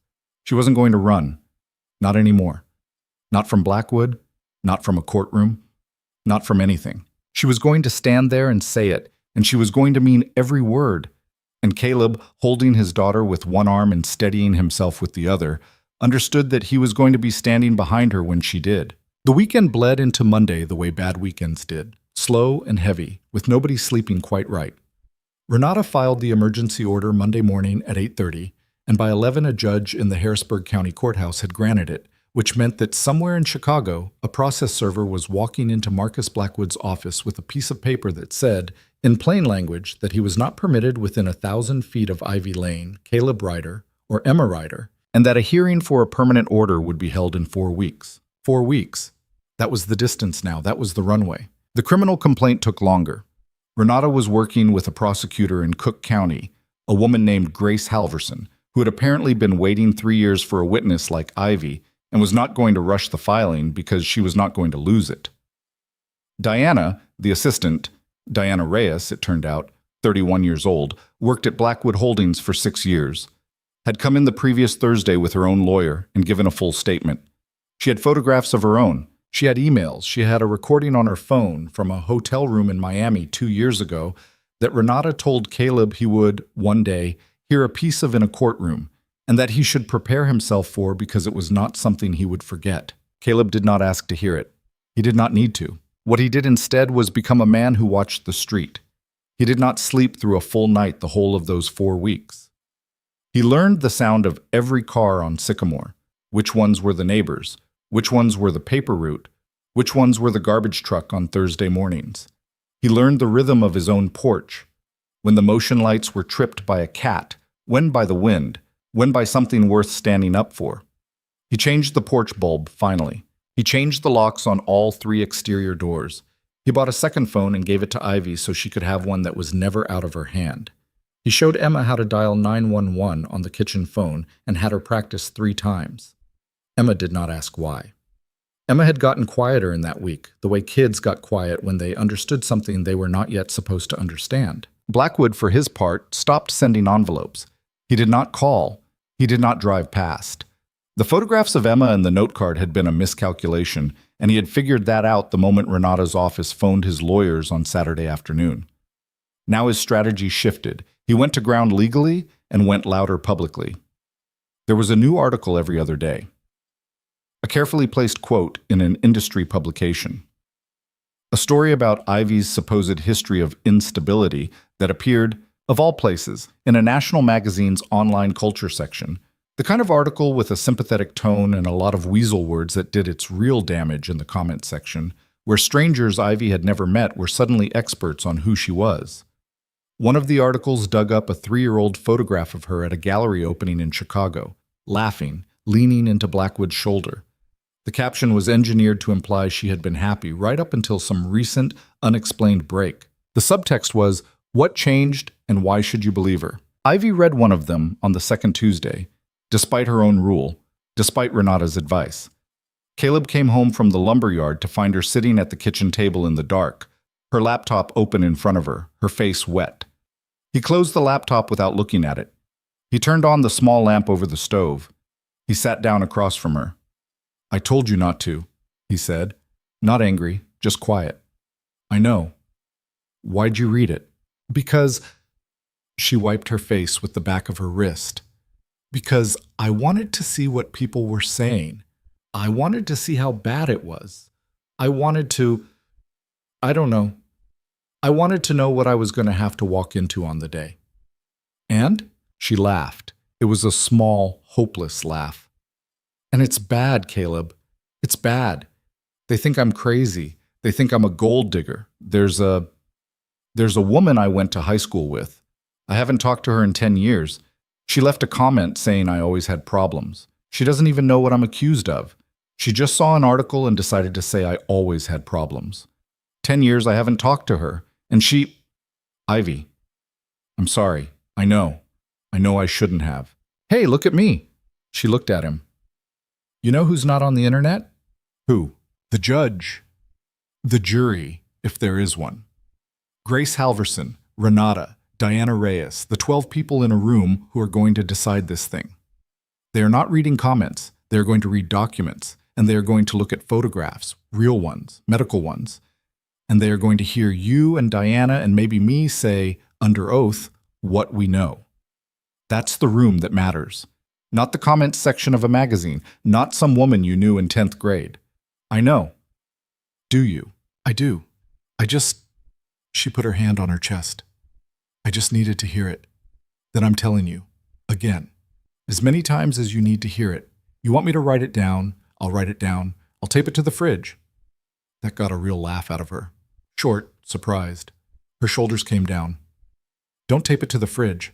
Emma will read it and ask questions. Fair enough. She reached across the table and put her hand over his. He looked down at it. Her nails were short and uneven. She had bitten them almost to the quick sometime in the last 2 weeks. And he hadn't said anything. And she hadn't said anything, but it was a fact between them that she was grinding her teeth down to something to get through this. Caleb. Yeah. When this is over. She didn't finish the sentence. She didn't have to. They were both doing the thing they had been doing for about 10 days now, which was starting sentences neither of them was ready to end. When this is over, if this goes the way, after the hearing. Small seedlings of a future being put down in careful, half-articulated rows. Yeah, he said. I know. The hearing fell on a Wednesday in late October. Ivy wore a gray sweater and dark pants that Renata had told her to buy. Juries and judges read clothes before they read people. You're going to be boring, and you are going to be believable, and you are not going to wear anything he ever gave you. And she had her hair pulled back in a low knot, and no makeup except a little under her eyes because she had not slept, and she knew it. She looked young. She looked tired. She looked like a woman who had spent 3 years being afraid and had decided on her own to stop. Caleb drove her. Will drove behind them in his own truck with Emma because Emma was going to Caleb's mother's for the day and he was not letting Emma out of the family's sight.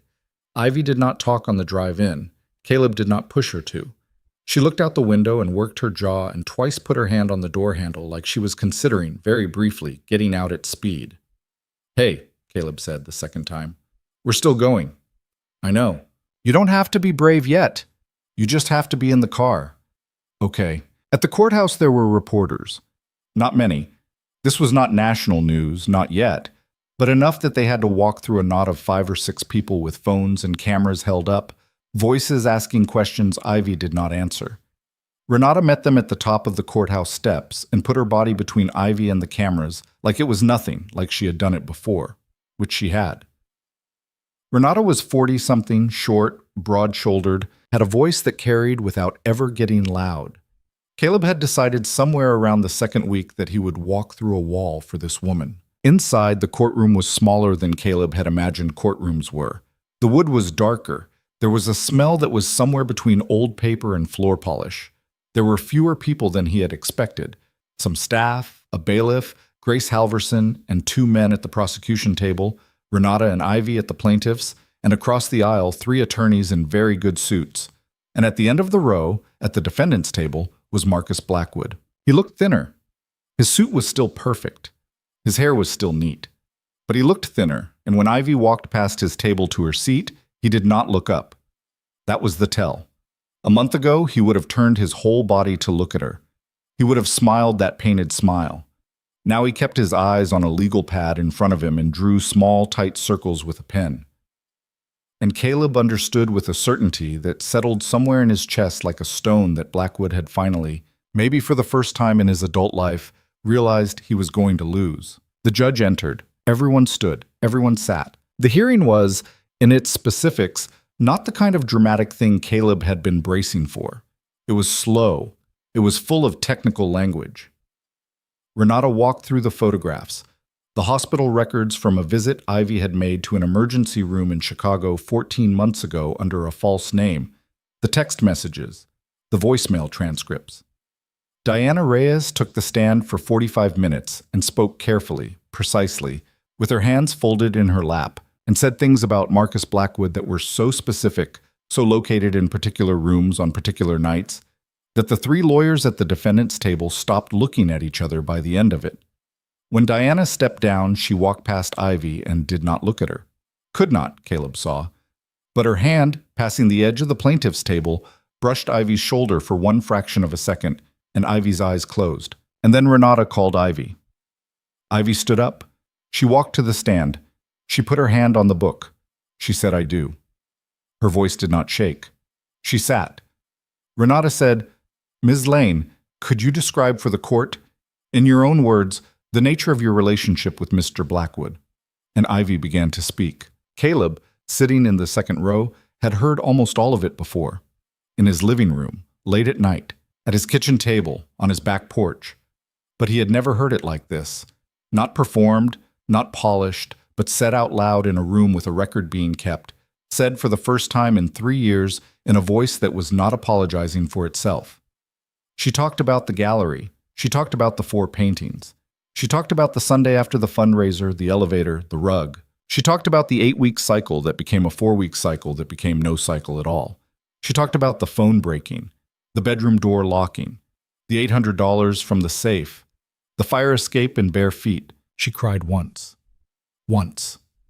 When Renata asked her, "Why did you stay?" and she opened her mouth and didn't say anything for 8 seconds, and then she said, "Because I forgot I was a person you could do that to. He convinced me I was the kind of person you could do that to. And by the time I remembered I wasn't, I was too tired to run." She said this, and then she pressed her hand over her mouth for a moment, and then she took her hand away and kept going. Caleb found he was gripping the bench in front of him so hard his knuckles were white. Will, beside him, put a hand on his back. Caleb did not let go of the bench. Blackwood's lawyer cross-examined her for over an hour. He was good. He was smooth. He tried to catch her in small inconsistencies, tried to make her lose her temper, tried to paint the picture his client had been paying for. The unstable woman, the unreliable narrator, the partner who had made accusations before. Ivy held her ground. When she didn't know an answer, she said so. When she was asked a leading question, she asked for it to be rephrased. When he tried to twist her language, she took her time, a full breath, sometimes 2, and gave him the answer in her own words. Renata had rehearsed her, yes, but what was happening on that stand was not a rehearsal. It was a woman who had been underground for a long time finally surfacing. The hearing did not end that day, or the next.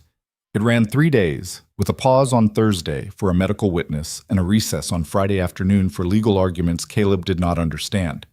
On Friday at 4, the judge announced she would be issuing her ruling on the permanent restraining order the following Monday morning, and Grace Halverson, rising from the prosecution table, formally announced the charges being filed in Cook County against Marcus Blackwood: assault, battery, unlawful imprisonment, 2 counts of witness intimidation.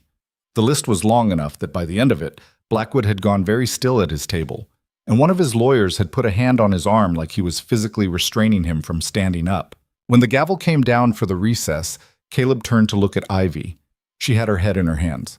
Not crying, not yet, just holding herself, as if she were afraid of flying apart. He waited for her at the back of the courtroom. Renata walked her out to him. Ivy crossed the last 5 feet on her own and walked straight into him and put her forehead against his collarbone and stood there breathing. "I did it," she said. "You did it." "I did it, I did it, I did it. Yeah, I'm so tired, Caleb." "I know, honey, I know." He had not meant to call her that. He did not even realize he had until it was out. Her head came up slowly, and she looked at him, and he looked back at her, and whatever expression was on his face made her eyes fill and her mouth do something complicated. Let's go home, she said. Yeah, let's go home. They walked out of the courthouse together, Will ahead of them clearing a path, and the reporters were still there, and the questions still came. And this time Ivy did not duck her head. She kept her face forward. She did not smile. She did not speak. But she did not hide. She walked past them like a woman going home from a job.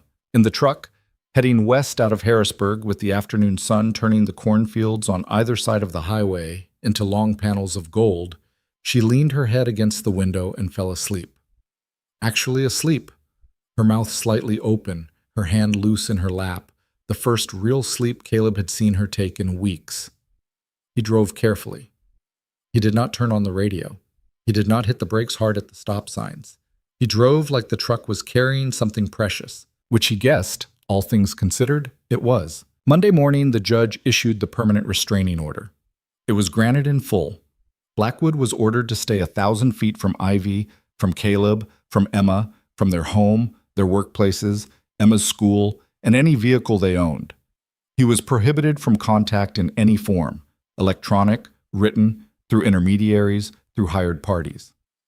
Violation carried criminal penalties. The ruling ran 15 pages. Caleb read it twice. He did not fully understand the legal language, but he understood the shape of it, which was that a woman in a black robe had sat in a room with Marcus Blackwood and had decided that Ivy was telling the truth, and he was not. It was, as far as Caleb could tell, the first time in Ivy's life that an authority figure had looked at her and looked at Blackwood and picked her. Ivy cried when she read it. Really cried, for the first time since she had arrived in his house. She sat on the couch with the pages in her lap, and she cried for almost 20 minutes straight, and Caleb sat next to her and didn't say anything and didn't try to fix it. He just let her do it. Emma came in at one point, took one look, climbed up onto the couch, and put her small arms around Ivy's shoulders from the side, and pressed her cheek against Ivy's hair, and said nothing. They stayed like that for a while.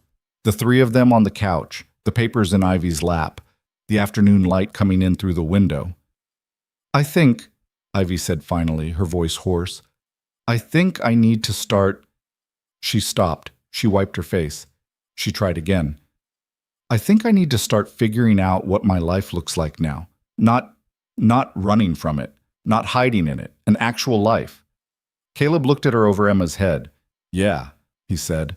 I think that's probably right. I've been here almost 5 weeks, Caleb. Yeah. I need to earn money. I need to pay for my own lawyer. I don't know what I need, but I need to start figuring it out. Not tomorrow, but soon. Okay? Is that okay to say? It's the best thing you've said since the day you walked in. Her eyes filled again. Not sad this time. Something else. I'm not leaving, she said. I'm not saying I'm leaving. I'm saying I need to be a person in this, not a guest. Emma, without lifting her head from Ivy's shoulder, said into the sweater fabric, I vote yes. You don't get a vote, Bug. I always get a vote. Ivy laughed, wet and tired. She turned her head and kissed the top of Emma's hair, a quick, unplanned kiss, the kind of thing a person did without thinking when they had stopped being afraid of the moves their own body made. Caleb watched it happen. He did not say anything. He just watched the two of them on his couch in the slanting October light, and he understood quietly that whatever the life was that was going to come next, it was already here. It had been here for a while. They were all just finally home enough in it to notice. The criminal case took almost a year to come to trial. That was the part no one warned Ivy about. Not Renata, not Grace Halverson, not the half-dozen other women she eventually met through a support group in Harrisburg who had walked, in their own ways, the same long path. A civil order could be granted in a week. A criminal case was a slower animal. It ate months. It ate holidays. Ivy and Caleb spent that first Thanksgiving together at his mother's house, with Emma wearing a paper pilgrim hat she had made at school, and Ivy beside Caleb at the big dining table, and Caleb's mother clasping Ivy's hand in both of hers at the door and saying only, I'm glad you're here, without making it into anything bigger than that. Christmas came. New Year's came. Emma turned 7 in February. Ivy turned 27 in April. And through all of it, the case ground forward in Cook County. A deposition here, a motion there, 2 delays Blackwood's lawyers paid for with the kind of money that bought you time, but not, in the end, acquittal. In the meantime, Ivy did what she said she would do. She got a job at a coffee shop in Millhaven 3 days after the restraining order came down. A place on 4th Street called The Birch, run by a tired woman named Joanna, who paid a little under the table for the first 2 weeks because Ivy didn't have her paperwork in order, and Joanna didn't ask. After that, it was above board and hourly and not enough to live on. Not really, not by itself, but it was her money. Ivy opened a checking account at the credit union downtown and put her first paycheck into it, and then sat in her car for 20 minutes afterward and cried. Not bad crying, Caleb learned when she told him that night. Some crying wasn't bad. Some was the body finally releasing what it had been carrying. She got a second job in the spring at the county library, 2 evenings a week, shelving books and helping with the children's hour on Saturdays. She started taking a class at the community college in Harrisburg, 1 night a week, toward the degree she had stopped chasing at 24. Art history, she decided, because that was what she had loved before anyone had told her she shouldn't. Her professor turned out to be a 60-year-old woman who wore the same blue cardigan every class and who, 3 weeks in, told Ivy her first paper was the best she'd read in 2 years. And Ivy walked out of that building and called Caleb from the parking lot and said, "Somebody saw me. Somebody saw me without him being in the room." Caleb had to pull the truck over. He sat in a gas station lot off Route 9 and listened to her tell him what the woman had written in red pen on the back of her paper.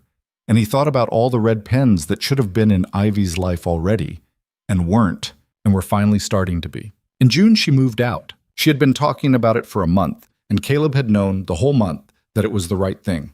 It did not stop being hard. There was a small second-floor apartment above a dentist's office 3 streets over, a 1-bedroom with a bad stove and good light, and the rent was cheap enough that Ivy's 2 jobs could almost cover it, and Caleb covered the gap without saying he was covering the gap, and Ivy figured out he was covering the gap and let him, because by then they had both learned what kinds of help were allowed to stay help and what kinds turned, after a while, into something else. The day she moved, Emma cried.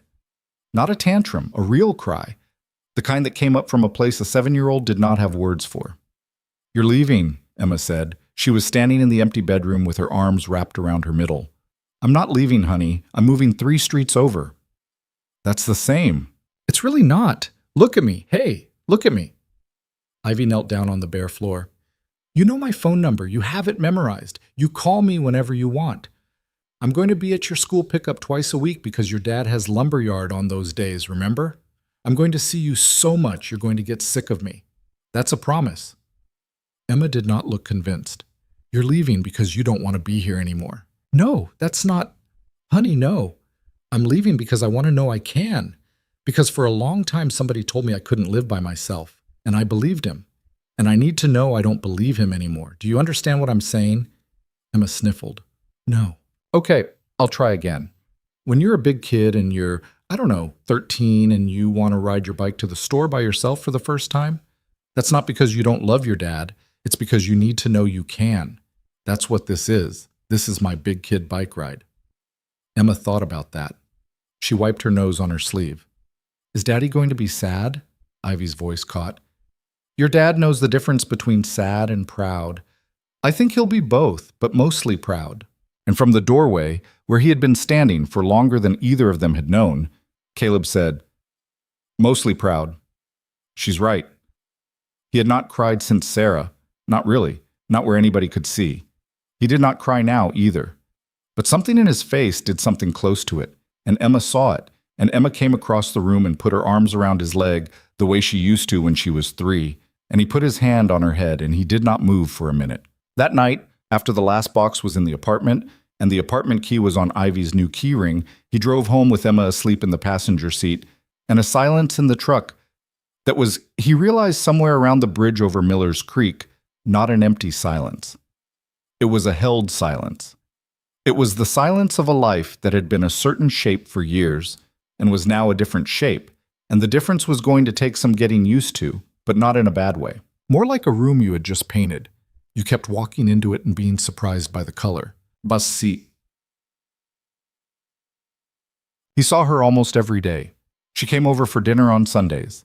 She picked Emma up from school on Tuesdays and Thursdays, and they did their homework at the kitchen table in the apartment, and she fed them grilled cheese and cut up apples, and once, famously, a batch of cookies so bad Emma still brought them up a year later as an insult. They went to the park together. They went to the movies. They went out to eat, the three of them, at the diner on 5th, where the waitress eventually stopped asking for their order because she knew burger for Emma, patty melt for Caleb, grilled chicken salad for Ivy, 3 Cokes, one of them lemon. He kissed her for the first time in September, on the porch of his house, after a long evening of nothing special. Dinner, dishes, Emma in bed, a glass of wine on the step. They had been sitting on the porch a while. The crickets were going. Ivy's head was on his shoulder in the easy, considered way it had come to be there sometimes. And when she lifted it to say something, her face was very close to his, and she stopped. She didn't move back. She looked at him, and for the first time in his life with her, Caleb did not ask what she needed. He just leaned forward, slow enough that she could have turned her head away, and kissed her. She kissed him back. She kissed him back for a long time. When they pulled apart, she put her forehead against his. "I've been waiting for you to do that for about 4 months," she said. "I didn't want to. I know what you were doing. I know why you were doing it. But I'm telling you now, you don't have to be so careful with me anymore. I'm not going to break." "I know." "Say it again. You're not going to break." "Good, don't forget." The trial ran 9 days in mid-October. Caleb drove to Chicago with Will for 3 of them. Ivy testified again, and this time it was not a hearing, it was a trial. And the room was bigger, and the jury was 12 people Ivy did not know, and the stakes were larger in every direction. Blackwood's defense was the one they had all expected, that Ivy was unstable, that she had exaggerated, that any violence had been mutual, that Diana Reyes was a disgruntled former employee with a grudge. The defense threw everything at the wall. It did not stick. Diana's recording was played in open court. It was 30 seconds long. Caleb had not listened to it in advance, and he was not prepared for what it did to a room.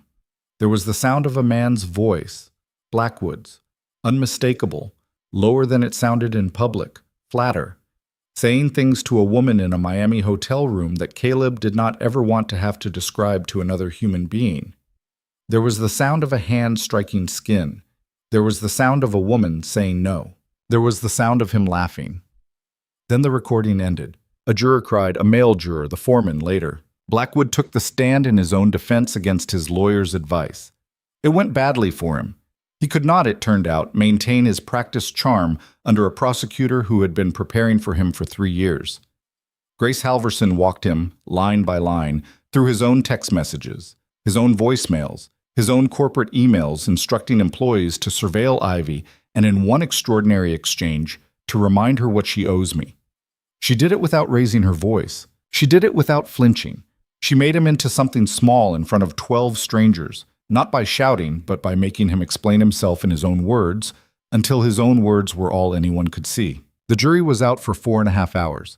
It was not long for a case like that. When they came back, Ivy reached for Caleb's hand. He held it. The foreman read the verdicts. Guilty on 4 of the 6 counts. Not guilty on 2, some minor procedural things, Renata explained later, things that would have been hard to prove regardless. But guilty on the ones that mattered. Guilty of the assault. Guilty of the unlawful imprisonment. Guilty of the witness intimidation. Blackwood went to prison. Not for life, but for enough years that by the time he came out, Ivy would be in her late 30s and would have lived an entire other life between then and now. His company lost contracts. His name went, as he had once threatened to do to Ivy, through its own particular kind of wood chipper. There was a coda 8 months into his sentence where he tried through his attorneys to reach out to Ivy, an offered settlement, a civil sum, in exchange for a statement softening her public version of events. She did not respond. Renata did, in a single paragraph, and the attorneys did not try again. Ivy did not celebrate the verdict. She thought she would. She had imagined many times what it would feel like to hear the word guilty read out loud in a room where Blackwood had to hear it too. In the moment, what she felt was not triumph. It was a quieter thing, closer to exhaustion. It was the feeling of setting down, finally, an object that had been so heavy for so long that her arms had forgotten what it was like not to carry it. She cried in the hotel room that night, a long, slow cry that was not about him. It was about the 3 years she had spent as somebody she was not. It was about the 23-year-old girl who had said yes to dinner, who had let a man remember the color of her shirt. It was a cry for that girl, for everything that girl did not know and had not deserved. Caleb held her. He did not tell her it was over because it was, and it wasn't. You did not close a door on a man like Marcus Blackwood. You just learned to live on the other side of it. Ivy knew that. Caleb knew it too. They stayed up late in that hotel room and talked quietly, and eventually ordered bad room service fries that they ate sitting cross-legged on the bed like teenagers. And Ivy made a joke about something that wasn't really funny and laughed at her own joke. And Caleb laughed too. And the laugh went on a little longer than the joke deserved, because sometimes you laughed longer than a thing deserved just to prove to yourself that you still could. There is a version of this story, Caleb thought later, where he was the hero of it, where a good man opened a door in the rain and saved a woman. He had read enough books and seen enough movies to know that was one of the shapes a story like this could take. It was not the shape of theirs. In the shape of theirs, Ivy saved herself. She had already been doing it when she knocked on his door. Walking away from that apartment had been her doing. The fire escape had been her climbing. The 3 buses had been her riding. What Caleb had done was answer a door. It was not nothing. But it was not the whole thing. And he learned, over the slow years that followed, not to let anyone, including himself, pretend it was. What he had done, the actual thing, was harder to name. He had kept his door open without making her pay rent in gratitude. He had believed her the first night, and the second night, and every night after. He had been, when she needed it, a wall to stand behind. And when she didn't need the wall anymore, he had stopped being the wall without making it into a loss. He had, he came to understand, learned the difference between loving someone and owning them. That difference, it turned out, was most of the work of being a person. Marcus Blackwood had never learned it. Most of the men he'd grown up watching. And he included in this some of the men he had loved, men whose flaws had been dressed up as devotion, had never learned it either. Caleb had learned it once, imperfectly, with Sarah. He got a second chance to learn it with Ivy. He did not always do it well. He was not always patient. He snapped sometimes, about stupid things, a dish in the wrong cabinet, a conversation he had heard 3 times, a night he had wanted to watch a game and instead wanted to sit on the porch with her. He was a man, not a saint. He forgot things she had told him. He got jealous once of a man at her job, and it was not his finest hour. He apologized clumsily, badly the next morning. She made him do it twice. He did it twice. That was the shape of it, not smooth, not the glossy version a person might have imagined from the outside, but real, which was the only kind of thing worth having. They got married on a Saturday in May, 2.5 years after the night she had shown up at his door. It was a small thing, a backyard in his mother's yard. Will in a suit he hated.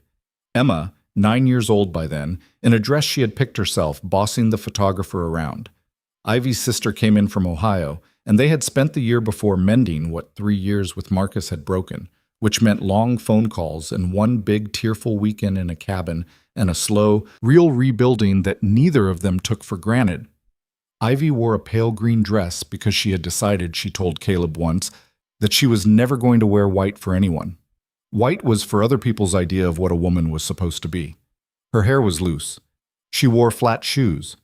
She walked out across the grass to stand next to him, and she was laughing before she even got to him because Emma was making a face at the officiant behind his back. Caleb did not make a speech. He was not a speech kind of man. What he said, when it was his turn, was, "I didn't know I was going to get another life. I didn't think I was supposed to. I'm going to try not to waste this one." And Ivy, when it was her turn, said, "You opened the door. That part you did. The rest of it I'm doing on purpose. And I'm going to keep doing it on purpose, every day, for the rest of our lives." And Emma, who had not been scheduled to say anything but had prepared remarks anyway, stepped forward in her self-picked dress and said, "Very seriously, I'm very happy about this, and I want everyone to know I called it first."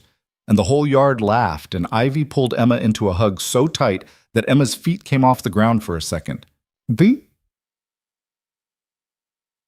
There is a thing people say about stories like this one, about the rain and the stranger at the door. They say it was fate. They say it was meant to be. They say that 2 people broken in just the right way can find each other and be whole. I don't think that's what happened here. I think a tired young woman climbed out of a bathroom window because she was brave, and a tired young father opened a door because his mother had told him, when he was 16, that you opened the door even if you didn't know who was on the other side, even if especially then. I think a little girl with a one-eared rabbit taught her father and a stranger how to start a meal together, because a child can sometimes build a family faster than any adult by the simple act of not being afraid of one.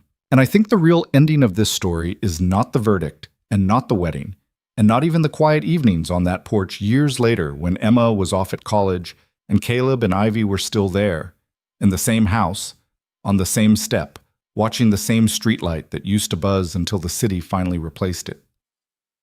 The real ending is that a woman who had been taught she was small learned she was not, and a man who had decided his life was over learned that it wasn't, and a child who had lost a mother gained someone who was not her mother and did not try to be. And between the three of them, they made something that had not existed before. Love, real love, does not arrive like a rescue in a storm. It arrives like a door. Someone has to knock. Someone has to open it. Both of them have to keep choosing to walk through it, on the ordinary Tuesdays, on the bad mornings, on the years when nothing is dramatic and nothing is rescued, and the only test is whether you still make the other one coffee. They kept choosing. That, in the end, was the whole story.